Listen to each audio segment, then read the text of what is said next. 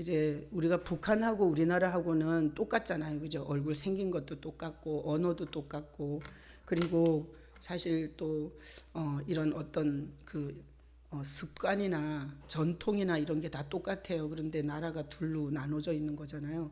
근데 그 탈북자들 얘기를 들어보면 우리가 대한민국 국민으로 사는 거하고는 진짜 상상을 초월하게 다르더라고요.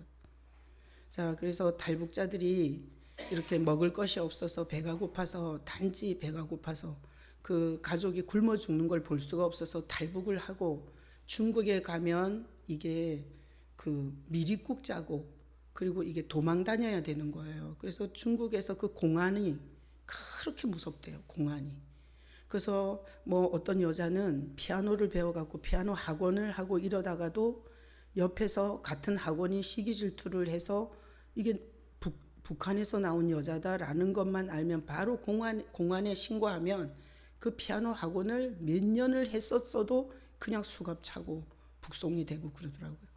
그래서 이 북한 탈북자가 하는 얘기 중에 이런 얘기가 되게 인상 깊었어요. 그렇게 해서 탈북을 해서 중국에서 도망 다니다가 우리나라에 온 거예요. 그래서 우리나라에 왔더니 여권을 준 거예요. 대한민국 여권, 파란색 아시죠? 그 여권을 가지고 중국으로 갔을 때 공안이 안 무섭다라는 거예요. 왜 그런가 하면 우리나라 소속이니까 잡혀서 중국으로 반송될 일이 없고 그리고 한국 여권을 가졌다는 건 한국이라는 국가가 주는 여러 가지 혜택을 다 누릴 수가 있어요. 어떤 개인적 문제가 생기면 한국 대사관을 통해서 자기 국민에 대해서 이 보호를 해줘요. 자, 그러니 어느 나라에 속해 사느냐는 굉장히 중요하더라고요. 저는 미국에 속해 사냐, 중국에 속해 사냐 이런 거에 대해서 생각은 그렇게 깊이 안 해봤지만 북한에 속했냐, 남한에 속했냐에 따라서 하늘과 땅 차이로 다르다는 걸 탈북자를 통해서 이렇게 들어봤어요. 자, 오늘 본문에 보면 자, 속한 것이 얼마나 중요한지 몰라요. 자, 오늘 본문에 45절 내가 진리를 말함으로 너희가 나를 믿지 아니하는도다. 예수님께서 이 땅에 오셔서 진리를 말하는데 안 믿는다는 거예요. 자, 46절 너희 중에 나를 죄로 누가 나를 죄로 책잡겠느냐. 내가 진리를 말하는데도 어찌하여 나를 믿지 아니하느냐. 자, 계속해서 예수님은 이렇게 말씀하시는 거예요. 내가 진리를 말하는데 왜 안 믿냐. 그러니까 얼마나 답답하겠어요. 저도 목회하면서 저는 그래도 나름 예수님을 충실하게 소개한다고 생각해요. 그런데 신앙생활을 뭘 하는지를 모르고 계속 왔다 갔다 하는 사람을 보면 제가 막 속이 터질 것 같아요. 엉뚱한 소리하고 또 전혀 예수님과 상관없는 짓을 하고 이러잖아요. 그럼 막 속이 상해요. 근데 하물며 예수님이 이 땅에 와서 진리를 말하는데 사람들이 전혀 믿지 않는 것을 봤을 때 얼마나 주님이 답답했겠어요. 그래서 거기 47절 다 같이 읽어봐요. 하나님께 속한 자는 하나님의 말씀을 듣나니 너희가 듣지 아니함은 하나님께 속하지 아니하였음이로다. 그래서 오늘 본문에 보면 예수님이 결론을 내렸어요. 듣지 않는 거는 속하지 않아서 못 듣는다는 거예요. 그래서 박수 쳐요. 하나님께 속한 자, 하나님의 말씀을 들어요. 들을 줄 알아요. 하나님께 속한 자는 하나님의 말씀을 들을 줄 알아요. 자, 하나님께 속하지 않은 자는 들을 줄 모르는 거예요. 자, 그래서 오늘 설교를 통해서 여러분이 하나님께 속했는지 그리고 전혀 아직까지 신앙생활을 연륜은 많은데 교회를 다니는 횟수는 많은데 하나님께 속하지 않았는지 오늘 여러분이 스스로를 점검할 수 있기를 축복합니다. 하나님은 두 가지를 하세요. 모르는 걸 가르쳐 주고요. 그리고 자기 주제를 보게 해주세요. 자, 암이 초기예요. 그러면 빨리 수술하면 돼요. 이게 뭔가 드러나게 해주는 것이 얼마나 큰 은혜인지 몰라요. 여러분 이제 오늘 제 설교를 들으면서 자기가 하나님께 속한 자인지 하나님께 속하지 않은 자인지 오늘 설교를 통해서 점검할 수 있기를 축복합니다. 자, 그래서 하나님께 속한 자는 예수님의 말을 알아듣고 하나님께 속하지 않은 자는 그 말이 뭔 말인지를 못 알아듣고 자, 이것이 오늘 이 설교 본문이에요. 자, 그러면 우리가 신앙생활 하면서 그냥 이렇게 뭐 주일날은 교회 가가지고 그냥 이렇게 예배해야 돈 몇 푼이라도 하나님이 주시고, 내가 힘들 때 병이라도 고쳐주고 이럴 거니까 내가 주일날 가야지, 이렇게 신앙생활 하면 안 돼요. 그럼 변덕도 심하고, 그리고 신앙을 신실하게 꾸준하게 못해요. 그래서 신앙생활을 잘 하는 비결은 큰 그림을 알고 있어야 돼요. 큰 그림을. 자, 올려줘 봐요. 자, 지난주에도 제가 말씀드린 것처럼 예수님이 말씀하셨어요. 너희는 너희 아비 마귀에게서 났으니 그랬어요. 그래서 우리가 지난주에 다 우리가 어디 속했다고 고백했어요? 마귀에게 속했다고 고백했어요. 자, 나는 마귀에게 안 속했어요 이러면 거짓말하는 거예요. 그죠? 자, 마귀에 속했다는 증거가 뭐였어요? 욕심을 따라. 또 뭐였죠? 예? 예, 미워하고 살인하고. 자, 욕심이 있고 미움이 있고, 그 다음에 또 뭐예요? 거짓말. 제가 순간 생각이 안 나가지고 자, 이 설교를 도와주시네. 자, 보세요. 우리가 욕심이 있어. 그러지 않으면 마귀의 자녀라는 뜻이에요. 남을 미워하는 마음이 자연스럽게 나오잖아요. 이게 마귀의 자녀라는 뜻이에요. 거짓말을 아주 능수능란하게 해요. 자기가 어떤 상황에 몰리면 거짓말이 툭툭 튀어나와. 이러잖아요. 그건 마귀의 자녀라는 뜻이에요. 자, 그래서 우리 모든 사람은 마귀의 자녀가 아닌 인간이 한 명도 없어요. 근데 하나님께서 다 마귀의 자녀인데 누굴 통해서? 예수님을 통해서 하나님의 아들로 지금 바꿔주는 거예요. 자, 그래서 우리는 누구께로 가야 돼요? 예수께로 가서 하나님의 아들로 살려고 신앙생활 하는 거예요. 자, 그래서 제가 여기 써놨어요. 인간의 주권 변화가 이렇게 하나님의 것이었어요. 원래 하나님의 것, 하나님의 모든 공급을 받고 모든 사랑을 받고 모든 영광을 뒤집어 쓰고 있는 하나님의 것이었어요. 근데 뭐가 돼요? 마귀의 것이 돼요. 왜? 죄가 들어오면서 마귀 것이 돼요. 이 마귀 것이 된 거를 하나님의 아들이라는 신분으로 도로 찾으러 오신 분이 누구예요? 예수님이세요. 자, 이런 신앙의 구조를 모르면 하나님이 기뻐하시는 이 목적지, 하나님의 아들이 되는 이 신분에 대해서 이 목적을 가지고 있지 않기 때문에 신앙생활을 제대로 할 수가 없어요. 자, 그래서 다시 한번 정리해 놨어요. 자, 하나님의 것이라는 건 우리가 어디에 속했다는 거예요? 하나님께 속했다는 거예요. 좋겠어요, 안 좋겠어요? 얼마나 좋겠어요? 그때는 그때는 우리의 아름다움이 찬란했을 거예요. 하나님께 속해 있을 때. 그죠? 근데 우리가 마귀의 말에 순종하면서 마귀에게 속했어요. 그래서 마귀가 거짓말하라 그러면 입이 거짓말을 하고, 마귀가 미워하라고 충동질을 하면 열심히 미워하고 살인하고, 마귀가 거짓말을 하라고 충동질하면 거침없이 거짓말을 일생 동안에 아무런 꺼리낌이 없이 쏟아내던 이런 마귀에게 속한 자들이 누구예요? 우리예요. 그런데 하나님이 이 불쌍한 하나님에 속해 있던 자들이 마귀에게 속한 이 문제를 주님께서 너무너무 안타깝게 여기시고 누구를 보냈어요? 예수님을 보냈어요. 그래서 예수님이 오셔서 뭐를 해결해야 되겠어요? 죄를 해결해야 돼요. 그래야 마귀 것에서 하나님의 아들이 되는 거예요. 자, 그래서 예수님이 죄를 해결해서 마귀의 소유에서 하나님의 아들이라는 엄청난 신분으로 바꿔주기 위해서 예수님이 십자가에서 죄 값이 돼요. 그래서 이 세상의 교주들은 우리를 하나님의 아들 될 수 있게 해요? 못해요? 못해요. 뭐 이만희가 아무리 설교를 잘하고 말씀을 잘 풀어내도 하나님의 아들이 되게 할 수가 없어요.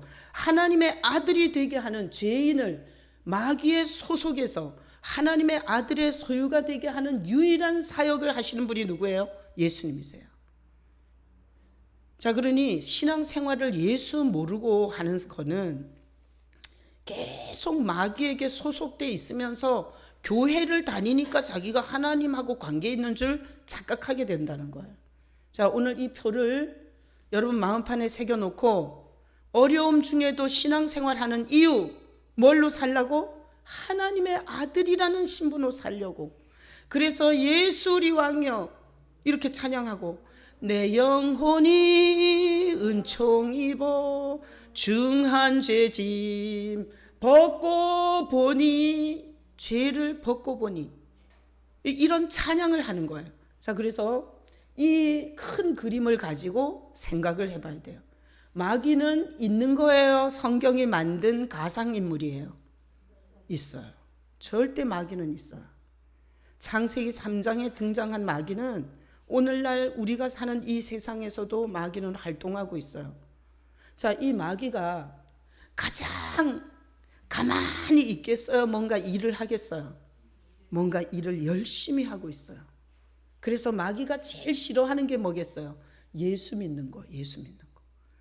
교회를 왔다 갔다 하면서 교회에서 뭐 회장도 해먹고 뭐 집사도 해먹고 장로도 해먹고 목사도 해먹고 다 해먹게 놔도, 근데 우리가 마귀여도 뭐만 가려주고 싶어요?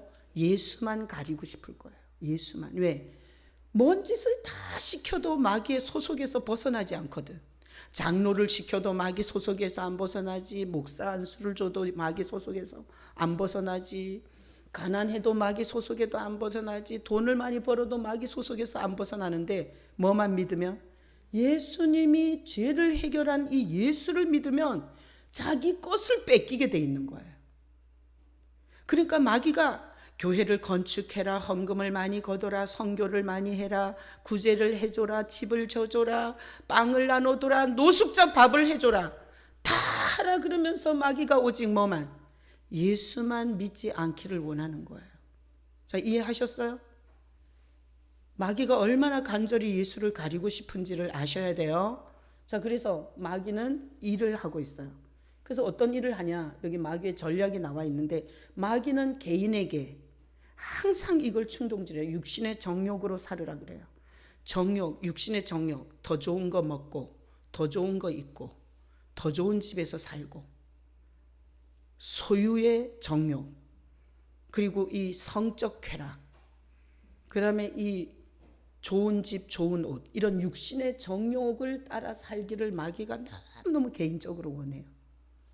또 세상의 안목의 정욕, 집이 저렇게 좋네, 우와 나도 저런 옷 좀 입어봤으면 좋겠다, 나도 저런 자식 있었으면 좋겠어, 이런 안목의 정욕에 홀딱 빠지게 하는 거예요, 개인적으로. 그리고 이 생애 자랑, 자기 남편이 얼마나 훌륭한지, 그리고 자기가 공부를 얼마나 많이 했는지, 자기 아들이 무슨 학교를 다니는지, 그리고 자기가 봉급을 얼마나 많이 받는지, 이런 이생의 자랑에 홀딱 빠지게 하고 싶어요, 개인적으로. 여러분이 예수님에 대한 감사, 은혜를 잃어버리면 여기 홀딱 빠져서 마지막 죽는 순간까지 욕심, 정욕을 따라 살다가 눈 떠보면 지옥에서 눈 떠요. 자, 그래서 개인적으로는 마귀는 이런 전략을 해요. 자, 교회적으로도 마귀는 이래요. 그래서 마귀는 교회에서 예수에 대해서 얘기하기를 원치 않아요. 왜 그런지 아시겠죠? 교회가 예수님에 대한 소개를 하는 걸 원치 않아요. 예수님이 각 개인에게 어떻게 구원을 베푸는지 그런 설교를 하지 못하게 해요. 그래서 마귀는 교회가 윤리도덕 설교하기를 원해요. 담배 피지 말고, 술 먹지 말고, 착한 사람 되고, 도둑질하지 말고, 이렇게 윤리도덕, 교회는 사랑해야 되고, 성도들끼리 사랑하고, 그리고 밥도 사주고, 산에도 같이 가고, 그래서 성도들이 사랑하는 게 중요하다고, 이렇게 윤리도덕을 교회가 강조하기를 원해요. 그래서 이 덫에 빠진 교회가 굉장히 많아요. 그래서 여러분들이 극동방송이나 일반 목사님들의 설교를 들어보면 윤리도덕적 설교가 뭔지를 알게 돼요. 그래서 마귀는 교회가 예수 설교하기를 싫어해요. 왜? 자기 소유를 엄청 뺏기게 돼 있기 때문에. 또 사회봉사, 그래서 불쌍한 나라에 뭐 이렇게 선교비를 보내고, 그 다음에 또 뭐 노숙자 밥을 해주고, 이렇게 사회봉사, 어려운 독거 노인들을 돌아보고, 이래야 교회라는 거예요. 그래서 제가 목회를 하다 보니까 어떤 사람이 우리 교회에 와서 왜 이 교회는 사회봉사를 안 하냐, 그리고 자기는 사회봉사하는 교회로 가고 싶대. 그러니까 이거는 굉장히 중요한 영적 실체를 모르고 돌아다니는 성도의 특징이에요. 자, 교회는 사회 봉사하는 데예요? 아니에요. 그래서 뭐 바자회를 해가지고 뭐 장학금을 주고, 그리고 또 뭐 노숙자들한테 뭐 밥을 해주고, 그게 교회의 기능이 아니에요. 그게 교회의 기능이 아니에요. 그런데 홀딱 교회를 빠지게 하는 게 뭔가 하면, 얘가 그러면 박수 받거든. 그러면 칭찬 받거든. 그리고 인터넷에 그런 교회들은 다 칭찬하지 욕 안 해요. 교회는 사회 봉사하는 데가 아니에요. 또 마귀는 교회가 그냥 예수가 없는 종교 집단이 되게 해요. 조직을 해서 빠져나가지 못하게 철저하게 관리하면서 전혀 예수님과 상관없는 어떤 집단이 되길 원해요. 그래서 예배하는 집단, 새벽 예배하는 집단, 가족 예배하는 집단, 예수를 빼놓고 하면 이게 다 종교적 집단이 되는 거예요. 자, 그래서 교회는, 마귀는 간절히 교회가 이 세 종류의 교회가 되기를 원해요. 자, 이런 길을 굳세게 열심히 가는 교회들을 볼 수 있어야 돼요. 여러분들이 그 교회가 어느 길로 가는지를 볼 수 있는 눈이 있기를 축복합니다. 안 그러면 여러분의 영혼의 구원을 보장받을 수가 없어요. 성가대가 멋있고, 우리 성가대 대장은 서울대 성악과 출신이고, 우리 성가대는 200명이고, 이런 식으로 이렇게 세상에 자랑할 만한 이런 것으로 자꾸 몰고 가면 결국 개인적인 구원은 물 건너간다는 얘기예요. 자, 마귀는 국가에 대해서도 장난질을 쳐요. 국가에 대해서. 자, 그래서 우리는 개인적 신앙, 마귀의 전략대로 가지 마시기를 축복합니다. 우리 교회 절대 윤리도덕을 설교하는 교회, 사회 봉사를 이슈로 하는 교회, 그리고 종교적 행위를 열심히 하면서 종교적 집단이 되는 교회가 되지 않기를 원합니다. 우리 교회는 예수님이 하신 일을 기억하고, 예수님이 우리를 위해서 피 흘리신 그 피값이 우리의 생명의 구원에 그 은혜를 주기 위함이라는 걸 굳세게 붙잡고 가는, 진리를 고수하는 교회가 되시기를 축복합니다. 국가에도 이래요. 어떻게 일하냐? 여러분, 공산주의를 생각해 보세요. 이론이 너무너무 좋습니다. 어떤지 아세요? 똑같이 일하고 똑같이 분배하자는 거예요. 그래서 공산주의에서는 부자들이 적이에요. 그래서 공산주의가 우리나라 6.25 전쟁 때 내려왔을 때 지주들을, 지식인들을 다 잡아 죽이고, 머슴들, 무식한, 힘만 있는 무식한 사람들에게 공산당 완장을 채워서 싹 다 죽이고 그랬어요. 제가 캄보디아에 가보니 킬링필드, 캄보디아가 공산화가 되면서 안경 쓴 지식인, 그리고 이 부유 계층을 싹 다 얼마나 많이 죽였는지 학교가 다 그 죽인 해골들의 무덤이 돼 있더라고요. 자, 공산주의 이론을 들어보면 너무너무 좋아요. 왜? 똑같이 일하고 똑같이 분배해 먹자는 거예요. 부자도 없고 가난한 자도 없다고. 그래서 청년들이 대학에서 공산주의 이론을 공부하면 우리나라를 당장 그렇게 만들고 싶어요.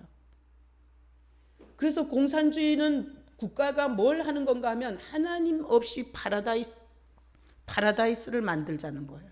하나님 없이. 자, 근데 공산주의 하면 다 망했어요? 흥했어요? 싹 다 망했어요. 왜 망했냐? 이 죄성을 가진 인간이 하나님 없이 파라다이스를 만들 수 있어요? 없어요? 없어요.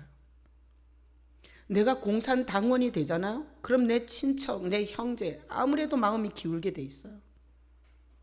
우리가 마지막 공산주의의 샘플이 북한인데요. 북한은 보면 부익부 빈익빈이 우리보다 더 심해요? 덜해요? 더 훨씬 심해요. 평양 시민만 김정은 관심이고요. 그 변두리는 싹 다 굶어 죽어도 개념치 않아요. 우리 민주주의보다 공산주의가 훨씬 더 이 당원과 그렇지 못한 일반 백성의 이 극심한 이 차이를 공산주의를 해보면 알아요. 소련도 마찬가지, 중국도 마찬가지. 여러분, 중국도 이 공산 그 지배계층이 얼마나 잘 사는 줄 알아요? 공산당을 하고 있는, 공산주의를 하고 있는 이 중국 같은 경우에 얼마나 부자인가 하면 주차장에 세계에서 가장 비싼 외제차가 다 있대요. 우리나라 부자하고는 잽이 안 된다는 거죠. 그건 뭔 얘기예요? 마귀가 이런 이론을 주는 거예요. 정치를 잘하면 국가적 파라다이스가 될 수 있다고. 이런 이론을 마귀가 만들어서 퍼뜨렸어요. 듣는 사람마다 그런 국가가 되면 저 부자들 나랑 똑같이 먹고 똑같이 살으니까 얼마나 좋겠냐 그러고 그 공산주의를 막 받아들여요. 그런데 하나님 없이 인간은 절대 이런 낙원을 만들 수가 없어요. 그래서 마귀의 전략을 우리가 잘 알고 있어야 돼요. 난 오늘 이 설교를 통해서 여러분들이 실제적으로 지금 이 시대에도 마귀는 역사하고 있어요. 개인을 향해서, 교회를 향해서, 국가를 향해서. 자, 저는 목회자로서 개인적인 거, 이것은 제가 뛰어넘어야 할 주제예요. 그러나 목회자이기 때문에 저는 뭘 가장 고민하겠어요? 교회에 대한 고민을 많이 해요. 교회에 대한 고민. 그래서 목회하면서 제가 제 자신에게 절대 윤리 도덕의 길을 가는 교회가 되면 안 된다. 저는 제 자신에게 계속해서 윤리 도덕으로 가는 교회가 되면 안 된다. 그리고 사회 봉사, 사람들이 박수 쳐주고 훌륭하다고 칭찬해주는 멋진 어떤 사역에 빠지는 교회가 되면 안 된다. 제가 제 자신에게 굉장히 경고를 많이 해요. 그리고 예수 없는 종교 집단을 만들면 안 돼요. 여러분이 저를 좋아하고 제가 여러분 좋아하고 우리 사이에는 예수는 없고 같이 밥 나눠 먹고 이야기하고 서로 얘기 들어주고 같이 여행해주고 그리고 서로 사랑해주고 손에 손잡고 예수는 없어. 제가 목회자로서 가장 끔찍한 건 교회를 이런 식으로 끌고 가는 거예요. 자, 그래서 제가 교회 성도들이 오면 교회를 그냥 다니는 게 아니다. 네 마음에 예수님을 영접해야 된다. 그래서 개인적으로 예수님과 접촉시키죠. 그리고 여러분을 이렇게 또 교제할 때 예수님이 나에게 오셔서 변화시켜 준 게 뭐냐. 우리 가족 예배에서 거의 나누는 게 그런 거예요. 예전에 혼자일 때는 어땠는데 예수님이 오시고 나서 나의 뭐가 어떻게 바뀌었냐. 물질관, 그리고 가족을 보는 눈, 성질 부리는 거, 거짓말하는 거, 그리고 다른 사람을 미워하고 이런 것들이 어떻게 변화가 일어났는지를 나누게 해요.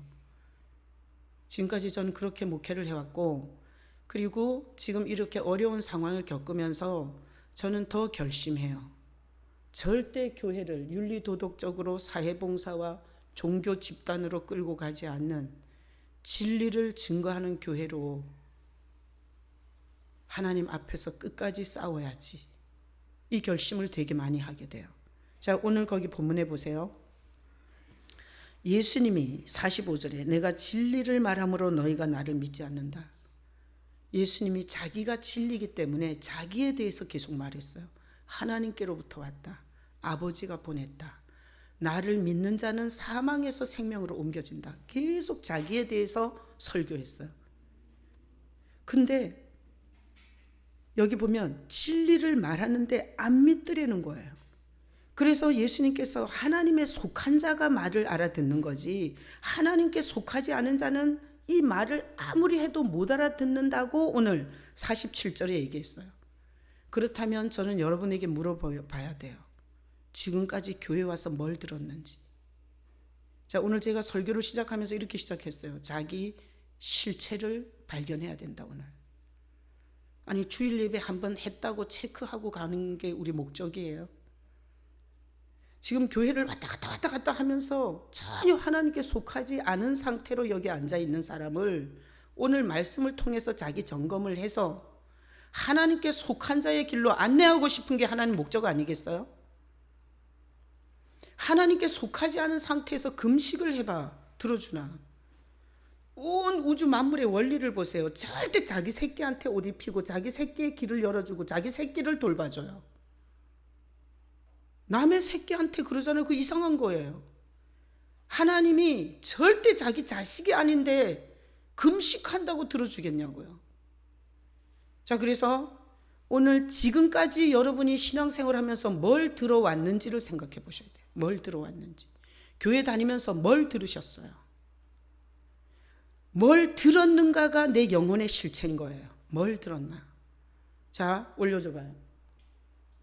자, 하나님께 속한 사람은 교회 다니면서 이걸 들었을 거예요. 인간이 죄인이다.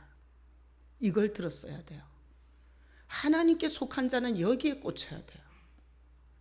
내가 그 카톡방에다가 불교 회장이었다가 전도왕이 된 그런 선생님 얘기를 간증을 올려드렸어요. 근데 그 선생님은 불교의 이 백일치성인가 뭐 그런 거 들여갖고 불교 골수분자 집에서 태어났어요. 그래서 학교에서 회장하면서 불교 골수분자가 크리스찬 학교에 들어가가지고 예배를 드리거나 이 성경을 가르치면 막 선생을 욕하고 그리고 대적하고 덤비고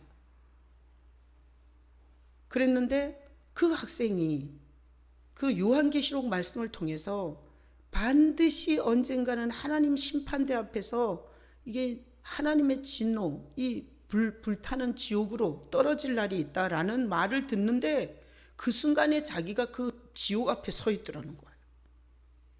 그 지옥 앞에 서 있는 것 같아갖고 막 와들와들 떨면서 선생님 내가 어떻게 해야 되냐고 이러고 예수 믿었더라고요.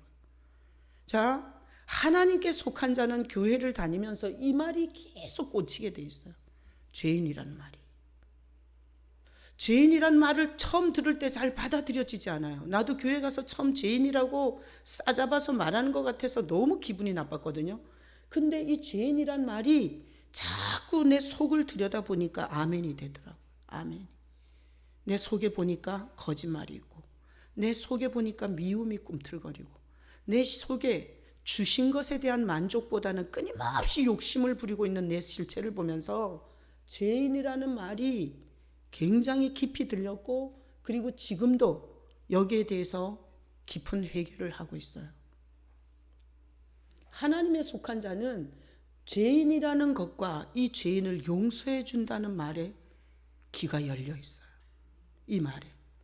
그래서 여러분이 교회에 오셔서 여러분 새벽기도 하면 복 받습니다. 철야기도 하면 하나님이 노름판에서 돈 따게 해줍니다.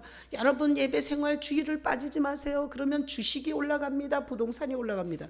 이렇게 듣지 않고 여러분들이 지금까지 교회 와서 인간이 죄인이라는 거 학교에서 한 번도 듣지 못한 그리고 내가 어떤 책을 읽어봐도 누구도 그 말을 안 해주는데 나를 죄인이라고 가르쳐 주시는 게 교회였다는 이것을 들은 사람은 하나님께 속한 자예요.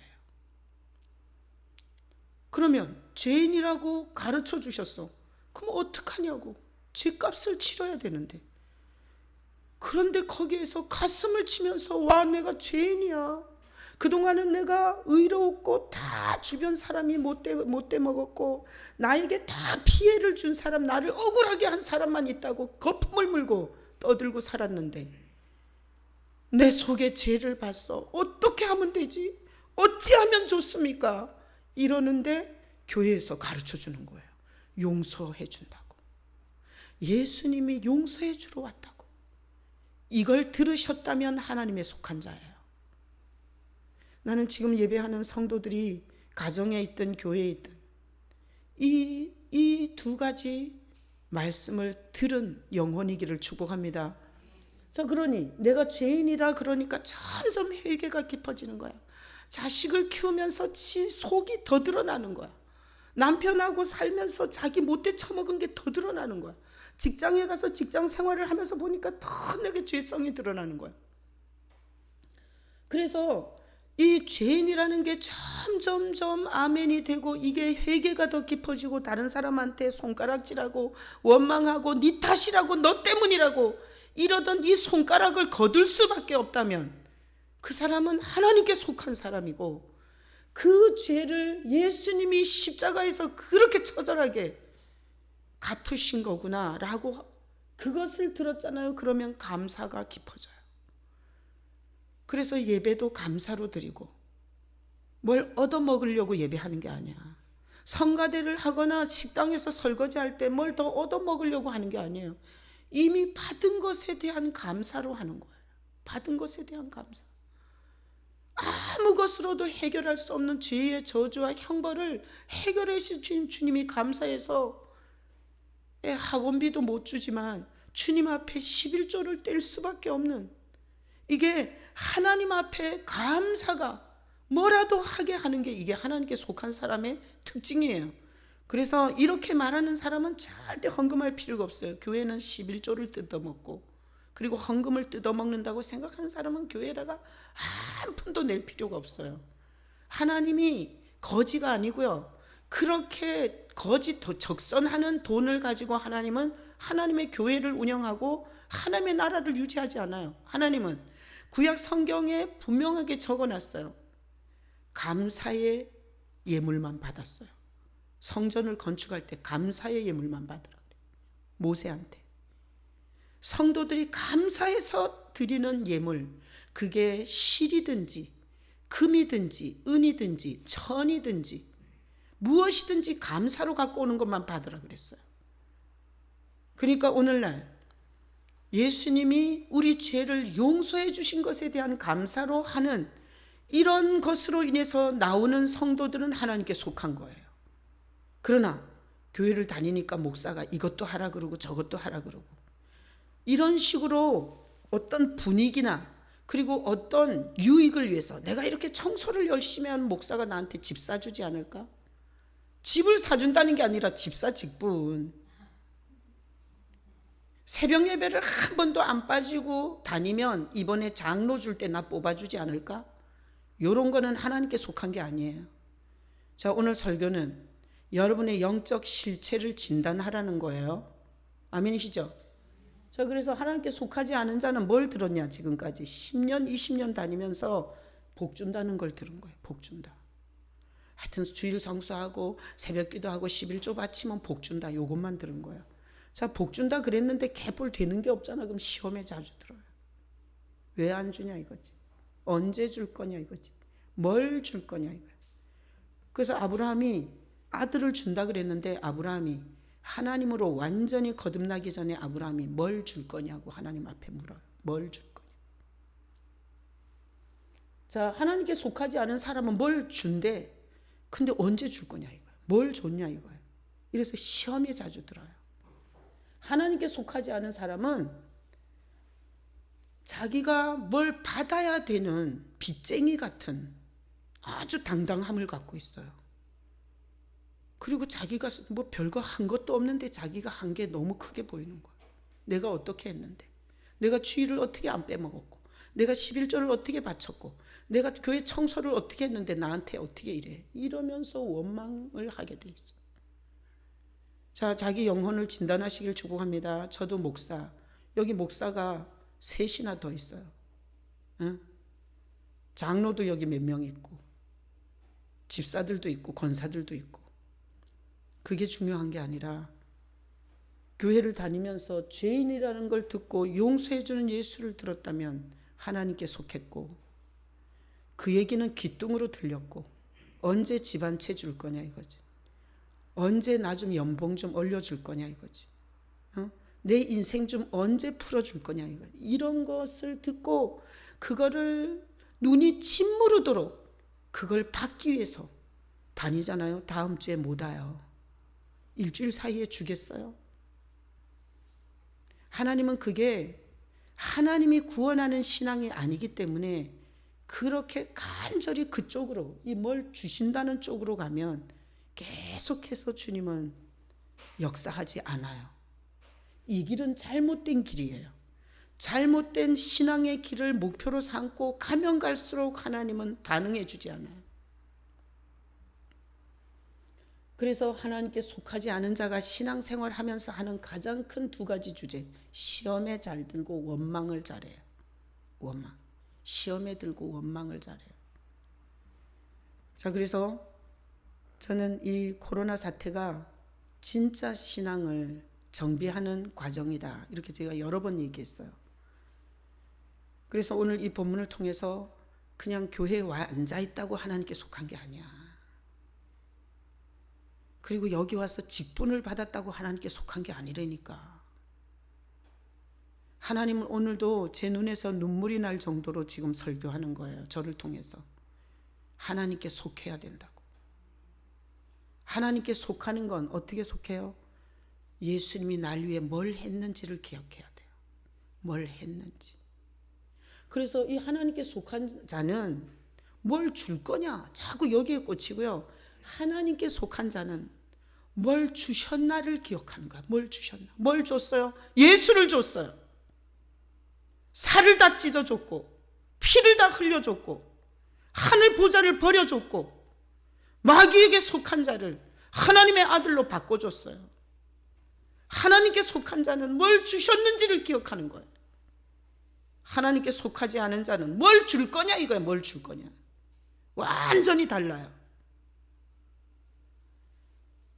자, 그래서 여러분이 스스로 하나님께 속했는지 속하지 않은 상태에서 교회에서 자리만 차지하고 있는지 오늘 정확하게 성령 안에서 여러분의 영혼의 실체를 진단했기를 축복합니다.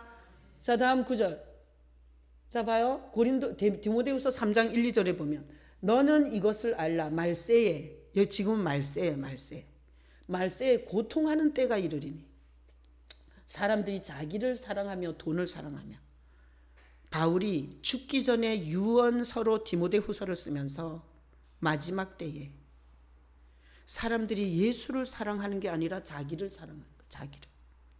자기를 사랑하니까 뭘 줄 거냐 이거지. 뭘 줄 거냐. 자기를 사랑하고 예수를 사랑하는 게 아니라 돈을 사랑하는 거야. 한 푼이라도 더 아껴서 적금을 들어서 집을 사야 되는 거야. 그러니까 하나님의 공급은 끊어지는 거예요. 내가 우리 아이들을 키워보니까 절대 돈으로 안 키웠어요. 그냥 하나님 앞에 가장 좋은 것을 드렸더니 하나님께서 때를 따라 모든 필요를 다 공급해 주셨어요. 자기를 사랑하는 자, 돈을 사랑하는 자 절대 하나님 앞에 신실하게 요만큼도 하나님 앞에 못하게 돼 있어요. 나는 이걸 뒤집어서 말세에 예수님을 사랑하고 그리고 예수님이 하신 일을 사랑하는 여러분 되시길 축복합니다. 다음 구절. 디모데후서는 유언서, 바울의 유언서 4장 3절로 4절 때 이게 뭐예요? 말세. 또 이게 마지막 때.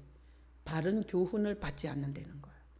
교회 와갖고 자기가 듣고 싶은 것만 들으려고 하는 거예요. 바른 교훈. 예수님이 우리를 위해서 목숨 바쳐 사랑하시고 희생하신 구원의 사랑. 이건 듣고 싶지가 않아. 뭘 듣고 싶어? 사욕을 따를 스승을 많이 두고 길을 진리에서 돌이켜 뭘 줄 거냐를 말해달라 이거예요. 우리를 어떻게 유명하게 해주고 어떻게 성공하게 해주고 어떻게 행복하게 해주는지 그걸 얘기해달라는 거예요. 그래서 제가 목회하다 보면 이거 아주 노골적으로 이렇게 말하는 사람들이 있어요. 목사님이 하는 설교, 예수 설교 이제는 지겹다. 그러니까 저 분당에 있는 이 아무개 목사님처럼 설교를 해달라는 거예요. 내가 그 목사 설교를 들어봤어요. 그 설교 그렇게 들어갖고는 예수님하고 접붙일 수가 없어요. 포도나무에 붙어 있지 않으면 절로 열매를 못 맺는다 그랬어요. 하나님의 소원은 모든 죄인이 예수의 포도나무에 붙어서 각각 그 진액을 먹고 자기에게 스스로 열매를 맺기를 원하세요. 그러니 얼마나 피 터지는 전쟁이 지금 시대에 일어나고 있는지 몰라요. 피 터지는 전쟁. 개인적으로 육신의 정욕과 안목의 정욕과 이생의 자랑과 피 터지게 싸워야 돼. 욕심이 불떡불떡 올라올 때 주 예수보다 귀한 것은 없네. 주님의 그 소중함 아래서 그 욕심을 주님께서 깨닫게 하시는 이런 개인적 전쟁을 치르셔야 돼요. 제가 대신 못 해줍니다. 내가 오늘 카톡에다가 예수님의 손을 스스로 놓은 성도를 인도해 줄 능력이 목회자에겐 없습니다. 이렇게 썼어요. 목회자도 예수님도 자기의 주제, 이 죄인의 죄성의 주제를 알고 구원자 예수님을 간절히 바라보고 만나고 싶고 붙들고 싶고 그분을 사랑하고 살고 싶어하는 자를 도와주는 거예요. 여러분의 영성이 그렇게 갈 수 있기를 축복합니다. 그래서 개인적 전쟁을 해야 되고요. 우리는 교회적 전쟁을 해야 돼요. 더 이상 모든 교회가 가는 바자회의 길, 사회 봉사의 길, 그리고 윤리 도덕의 길, 그리고 종교 집단을 크게 부풀려서 조직을 강화해서 이런 길 안 가겠습니다. 예배를 할 때 예수님이 하신 일을 기억하고 성찬을 입에 씹으면서 그 예수님이 하신 일을 기억하고 기념하는 교회로 갈 거예요. 저와 함께 이 교회를 다니시는 성도들이 이 시대에 교회의 간교한 이 전략을 가지고 넘어뜨리는 마귀와의 전쟁에서 분별을 가지고 함께 주님이 기뻐하는 전쟁에 서 주시기를 바랍니다. 그리고 우리는 국가가 부익부 빈익빈이 있지만, 내가 오늘 뉴스에 보니까 태영호 탈북하신 분이 이번에 국회의원이 됐더라고요. 그래서 탈북자가 국회의원 돼서 국가 기밀 빼내면 어떡하나 말이 많아요. 근데 또 깜짝 놀랐어요. 이분이 3년 4개월 됐는데 18억 재산을 신고했더라고요. 18억. 거기에다가 강남에 있는 아파트까지 하면 20억이 넘을 거래요. 그러니까 인터넷이 난리가 났어요. 우리나라 50대 남자가 죽으라 하고 벌어봐야 5억 벌기 힘들다는 거예요. 어떻게 3년 4개월 만에 20억을 벌었냐 이거예요. 근데 그분은 자기는 한 점 부끄럼 없이 강연하고 한국에 내려와서 자기는 부끄러움이 없이 번 돈이다. 근데 지금 네티즌들이 막 장난 아니에요. 이게 또 끌어내려서 잡아먹을 수도 있어요. 근데 제가 볼 때는 우리나라 좋은 나라, 아니 탈북해서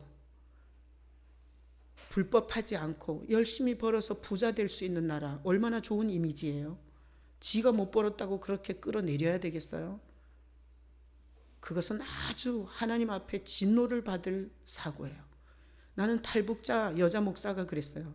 북한에서는 하루 종일 가서 뼈 빠지게 일하고 전혀 대가, 옥수수 한 줌도 안 줬다는 거야. 그래서 굶었다는 거야. 그렇게 노동력 차치를 당했는데 우리나라에 와서는 자기 아들이 오토바이 배달하고 자기는 파출부하고 남편은 공장에 가서 일하고 이랬더니 돈을 주더라는 거야, 돈을. 그래서 한국이 너무 좋은 나라라는 거야. 일을 안 하니까 없지. 일을 하면 돈을 주더라는 거예요. 이 탈북자가 여기서 아주 너무너무 좋다는 거야. 너무너무 좋다는 거야. 나는 자기 입장에서 다른 사람을 자꾸 끌어내리는 사람이 아니라 열심히 일하면 저렇게도 살 수 있는 나라구나. 이렇게 서로 박수 쳐주고 서로 지지해주고, 그리고 이게 김정은 정권에 엄청난 영향을 줄 수 있어요. 왜? 아니 탈북자가 3년 4개월 만에 20억을 벌었대, 남한에서. 그리고 쟤네들 다 탈출하지 않겠어요? 그런 나라가 돼야지. 다 탈북자들이 저번에 먹을 것이 없어서 자살해 죽은 여자도 있었어요. 아들하고. 그런 사례만 있어야 되겠어요? 그래서 우리는 이 시대에 하나님께서 전쟁을 하도록 하세요. 전쟁. 누구와의 전쟁? 마귀와의 전쟁을 하라는 거예요. 개인적으로 육신의 정욕, 안목의 정욕, 이 생에 자랑하고 싸우라는 거예요. 교회도 마귀의 전략에 넘어가지 말고 진리 대신 예수님을 증거하는 교회로 싸우라는 거예요. 나라도 이론이 좋아. 공산주의, 사람이 만드는 파라다이스 없어요. 이 민족이 하나님을 경외하는 민족, 예수 그리스도를 퍼뜨리는, 온 세상에 복음을 전하는 민족이 되게 해달라고 우리는 전쟁을 해야 돼요. 오늘 설교를 통해서 여러분이 그 사명에 설 수 있기를 예수님의 이름으로 축복합니다. 아멘. 자, 성찬. 우리는 왜 모든 예배에 성찬해요? 하나님이 볼 때, 하나님이 받지 않는 예배는, 예수님의 보혈을 기억하지 않는 예배는 하나님이 안 받아요. 예수의 그 아들의 피를, 아들이 무슨 희생을 했는지 기억하는 예배를 받는 거예요. 그래서 예수님이 찢긴 살 먹겠습니다. 자는 절대 우리 죄인을 용서하시려고 하나님이 흘린 피, 그 피값으로 우리가 하나님을 아버지라 부르는 아들이 된다는 이 변할 수 없는 진리. 교회는 윤리 도덕에 착한 사람을 만드는 곳이 아니고, 교회는 사회봉사 활동을 해서 자랑질하는 데가 아니고, 교회는 종교 집단이 많이 모여서 숫자를, 건물을 자랑하는 곳이 아니라, 교회는 진리 대신 예수 그리스도를 전하고 그 예수께 붙어 예수님을 닮아가는 곳이라고, 그 예수님의 피잔 마시겠습니다.